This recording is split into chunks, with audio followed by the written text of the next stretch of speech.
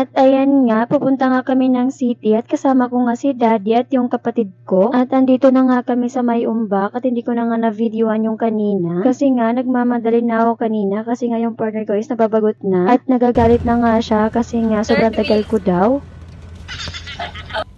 At nung nakarating na nga kami sa may city at dito nga kami dumiretso sa may clinic at magpapaganda tayo, char, magpapapsmer lang pala. At syempre mga mima, kailangan natin yon sa ating mga kababaihan at every year nga yon ginagawa. Kaya ayan, pumasok na nga kami at naglogbook na ako kaagad. At umupo na nga din ako dito sa may mesa at para nga mahanap yung papel ko kasi nga meron na akong record dito nung nanganak ako. Dito pala ako nanganak kay baby. Sobrang smooth ng transaction nila dito mga mima. At ayan nga, simulan na nga kaagad para matapos na. Sobrang babait ng mga staff dito mga mima kaya hindi ka talaga mahihiyang lumapit. Fast forward na nga tayo mga mima at nung natapos nga ako magpapamsmer ay dumiretso kami dito para mag-grocery sa mga needs ni baby. Konti lang naman yung bibili namin kasi nga meron naman na kaming stock doon sa bahay. O diba, tamang paganda lang pero sobrang saya na yan kasi nga umuwi yung daddy namin. Hindi man namin siya kasama ng Pasko at bagong taon ay okay lang kasi umuwi din naman siya ngayon at makakaabot nga din siya sa birthday ko. O diba, doble na. At wag niyo nang pansinin yung background mga mima kasi nga maingay talaga dito. Ay ate, excuse me, wag mo namang kunin yung card ko. Ay.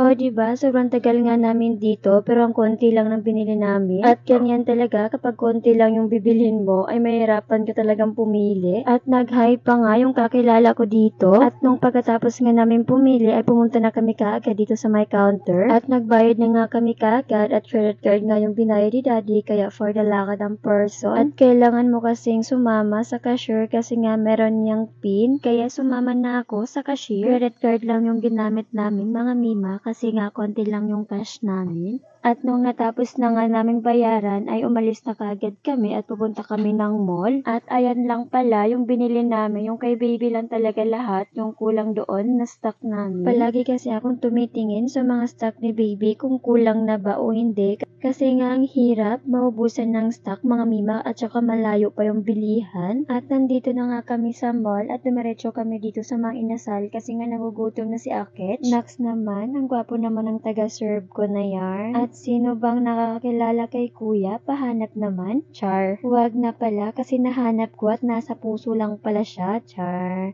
Kilig yarn. At sino namang hindi kiligin yarn? Ang pogi naman. Aba, ang bait pa.